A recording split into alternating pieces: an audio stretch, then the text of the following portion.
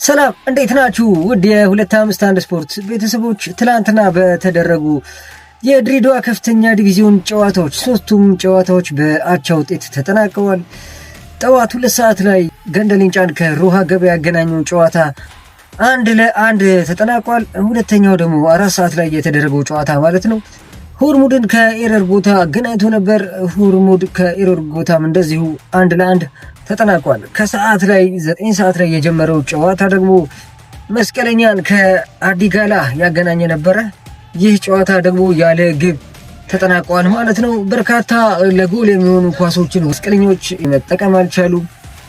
ጨዋታው በ0-0 ተጠናቋል ማለት ነው። ቁጥራዊ መረጃዎችን ስንመለከት በአንደኛ ሳምንት 18 ጎሎች ሲቆጠሩ 3 ቀይ ካርዶች ተመዝግበዋል ማለት ነው። በርካታ የቢጫ ካርዶችም ተመልክተዋል።